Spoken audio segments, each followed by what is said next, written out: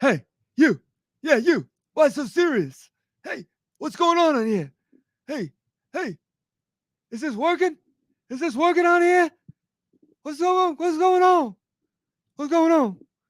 You know, I just saw this quote.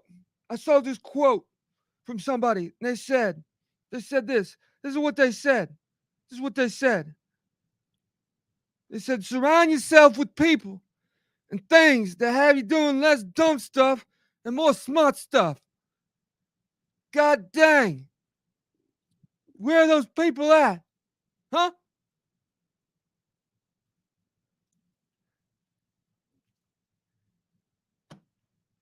Time to take things a little less seriously. God dang, god dang, god diggity dang.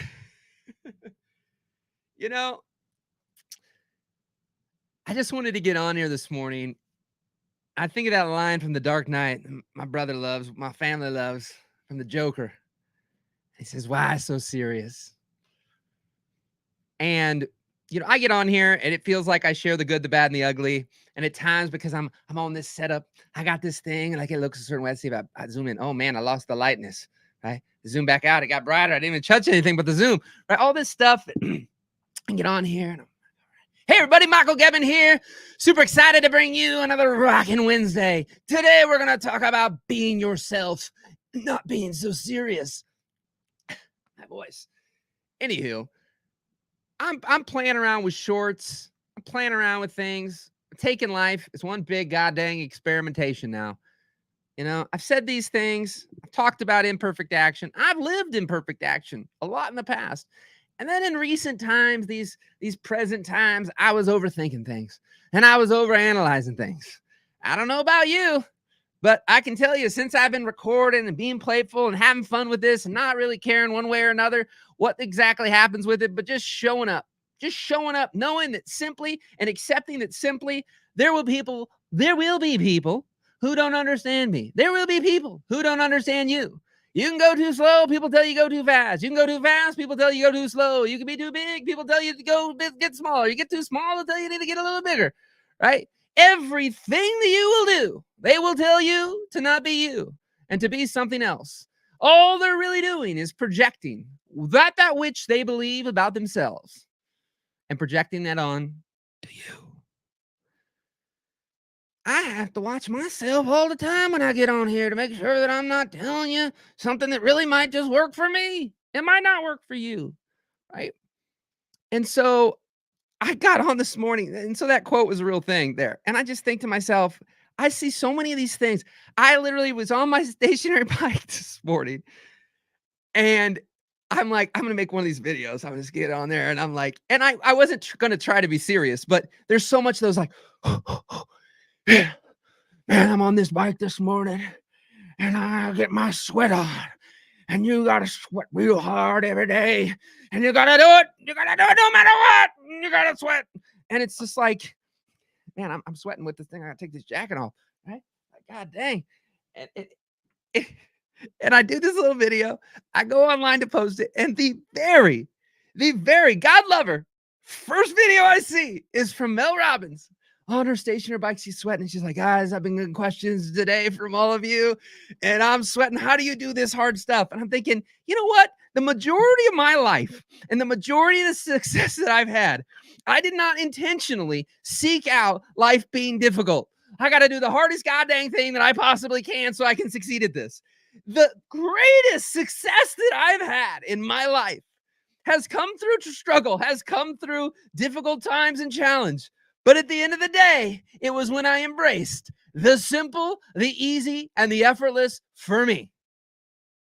That is my truth. It may not be your truth. It may not be anybody else's truth. And that's okay.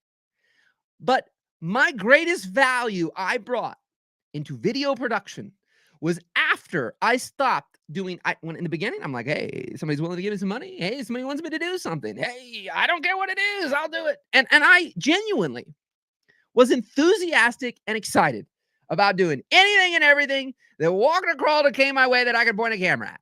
I loved it. And I had a couple buddies and we hung out. And like, I remember one of my greatest, funnest times I ever had, this memory of me, my buddy Andrew, and Tim, and we drove to this place that was like 8 hours away. and we were given this shot list, and we had to shoot all day, all these random shots of this town. And my buddy Andrew's like driving my car while I'm getting shots, and he's going sideways. And it was incredible. It was absolutely incredible. You know how much we got for the three of us to go out for a whole day to this bloody shoot? We got $250. I remember the $250 not as in like, oh man, we got screwed over. I remember the $250 because we had a mother freaking blast and we had fun. And I think to myself, there became a time when certain work wasn't fun for me anymore for a whole myriad of reasons. But there was certain work that I did that I had a blast doing. I loved doing. And I bring up this story all the time. And I think I say it because I'm trying to constantly remind myself that lines like what got you here won't get you there. You hear these things, and I bring this up over and over again. I don't know if you hear it or pay attention. You'll probably hear it something soon, right? You're going to get off this video. You're going to send me a message right after this because you're going to get on a video and they'll say, what got you here won't get you there. And you got to do something else. And it's like, what got me success was having fun and doing what I loved, regardless of what other people thought, regardless of what other people told me, regardless of what anybody said I should or shouldn't do.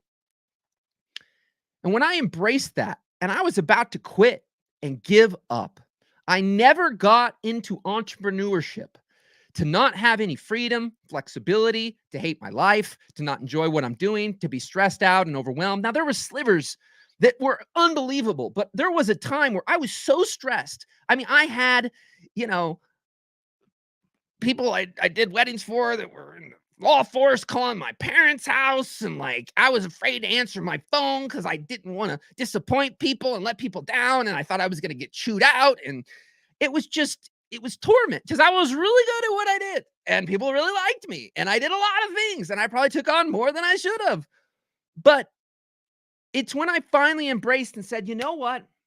There is this one thing I love, and it is easy to do. I love doing it. People love when I do it. Why don't I do that? And all this other stuff that, quite frankly, it's not that it's not valuable. It's not that no one likes it. But I don't bring my best anymore when I do it. And I'm not happy anymore doing it. And the year I decided to make what I call a my way decision, I said, I'm going to dress, I'm going to speak, I'm going to shoot, I'm going to edit, I'm going to speak, I'm going to not, this little scruff on my face, it's been there since 2000, probably 10, 2011, some version of it. I used to be baby-faced every single week. I'd be baby-faced because I had to go to that wedding clean shaven, That year, my business took off more than it had ever taken off in my entire life. I had more fun, more freedom, more flexibility. In the grand scheme of things, it wasn't without challenge and difficulty, but it was far easier than any year I'd ever had. I was getting help and support. Like, it wasn't this white knuckling it and like, you want it done right, you do it yourself. Ain't nobody doing it better than me. It's like, look, a lot of people do a lot of things a lot better than me. You know what I do really well? What I'm doing right now. And the reality is I'm in a flow state. And when I did the work that was at my best in video production, I was in a flow state. I was being me. I was being free. I was having fun. I was being flexible. I was doing my thing. I was following my intuition, my heart, my gut. Magic happened. But it wasn't through, I got to sweat so hard and it's so challenging and I got to do this. It's like, yes, life is not rainbows, butterflies, and unicorns. I know that. I ain't naive to the fact that there are challenges, there are rain clouds, and some people love the rain, some people hate the rain. There's all sorts of different things going on. That's not my point.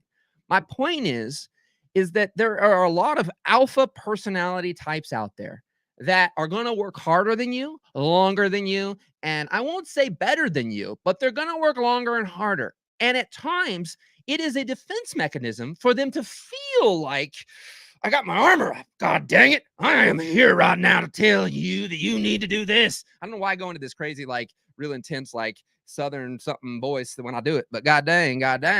But it's like, I was around that a lot. So I think inevitably, even in doing videos like this and different things, it created this, I got to be a certain way and speak a certain way and do things a certain way. And I'm just like, something always fell off. And it wasn't until I started getting more into the feminine and the females out there who were growing businesses, who weren't the bleed your eyes out, sleep when you're dead, and run through brick wall type of personality types. And they were more in the woo.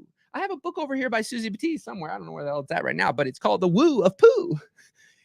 And it's just so light and fun. And that is what I want to continue to embody and do what that sign says right there. Be the change, right? Continue to embody a lighthearted funness that you just don't seem to see a lot out there right now. And I think that the people that we see the most, who are the loudest and the squeaky wheels, are the smallest percentage of people on this planet. Most of us we're not wired that way. We aren't that. And we'll never be that. Not consistently. We're not going to become this like intense. It's like a 4-cylinder, car that struggles to get to 80 miles an hour becoming a Formula One vehicle. It just doesn't work that way. Now we can evolve, we can get stronger, we can get more powerful, we can become more and do more things that light us up, that activate us, that make us feel like we're growing and making progress. And there's so many great things to growing versus stagnating, right? And not doing. In the last couple of years, I was really coasting in a lot of ways. I was exhausted. And it wasn't a physical exhaustion. It was a mental and psychological exhaustion from all the things and all the actions I had taken, all the things doing what I was supposed to do or should do in the right way to do. And instead, I just said, you know what? I'm tired. I just did what I had to stay afloat. And personally, in a lot of ways, I was really happy. And I had a life where I had some routine. I got a lot of freedom and a lot of flexibility and a lot of time with my wife. And it was fantastic. It is fantastic. But there was a part of me that was itching, but it wasn't itching to, I gotta sweat. I gotta go so hard. Oh, I gotta be dripping when I'm done with. I don't think dripped like that outside of a few random scenarios since I played football in high school. My life's been just fine without having to do that. Now, am I saying there's anything wrong with it? No, and it may work magic for you. It may be what you need. It may be who you are. I have nothing against that. I just know that there are lots because I'm one of them. And I want to be an example for the people who are not like that. The misfits, the misunderstood, the outliers, the outsiders, the misunderstoods, the neurodivergent people, the ADHD, these people who are all, and there's all different types of them. There are the intense neurodivergent people who are blah, blah, blah, blah, blah, blah, and there's not. But I'm not that intense guy. I got a lot of energy. And if we got together and we were together for 2 hours, I'd probably talk for an hour and 40 minutes. And if we got together again and I said, no, you talk first, you'd probably say you talk because people feel better when they're around my energy. And I never accepted that. I always rejected it because that's easy for me. Doing those same data back in the day, that was easy for me. And people loved it. And I loved doing it. But then there were people, you can't just do that. Maybe you can't, but I can. When people say you can't do something, all you need to do is stop and do one thing. When they say you can't, you can say it back or you cannot, but just think all they're saying to you right now is I can't. When somebody says you can't do that, you shouldn't do that. Or the magical line is, here's what I would do if I were you. Right? Now, there's nothing wrong with advice. But again, I have felt like for a very long time, I had a lot of people tell me I don't need, this is a metaphor for anybody, who's curious, that I don't need to wear glasses. And I kept trying to not wear glasses. And I kept thinking, it's a little fuzzy. It's a little blurry. I can't see that well. And they kept encouraging, it'll get better. Now, I since looked up. There is a way to improve your eyesight naturally. It seems that most people fail doing it. It's not exactly affordable. It's not exactly easy. And because it's not affordable and because it's not really easy and there's a lot you have to do and it adds a lot of unnecessary steps to the equation, most people quit. For me, I ain't got no problem. I actually love eyeglasses. If for some reason my eyes became 20/20 vision, I'd probably still wear glasses. I love glasses. But I realized that I also don't just have readers. These are custom prescription. And I could put these on 50 different people with 50 different prescriptions. And I would almost bet my life there wouldn't be a single person that would put them on and we'd have the exact same eyes. So there's so much one size fits all versus what size fits you. And all I want to do is continue to be an example of a person who's just got what fits him. And then to share and do my best to show up in a variety of different ways, to just play and have fun and not commit to a particular way at a particular time, at a particular day, in a particular order, in a particular this and a particular that. Because quite frankly, I'm not particular. And I didn't succeed being particular in those ways.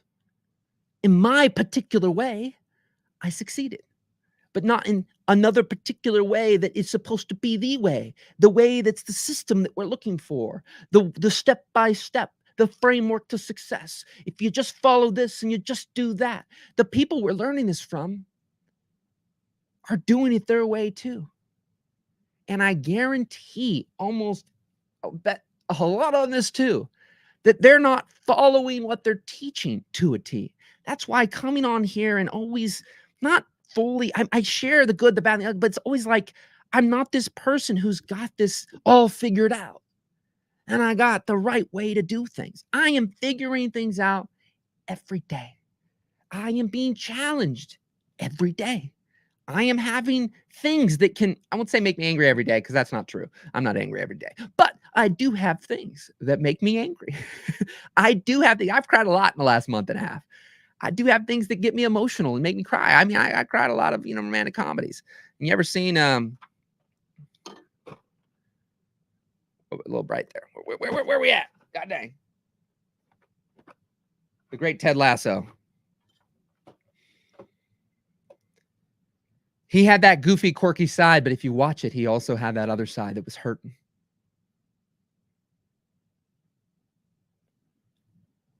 And although I live in a constant paradox of, I know now with every bone in my body that I am damn good at what I do and at helping people break free of the limitations and shackles that are holding them down and help untangle their mind, rewire their mind, jumpstart their human battery, whatever words and language I've used through the years, all sorts of different things that popped up. I am damn good at that.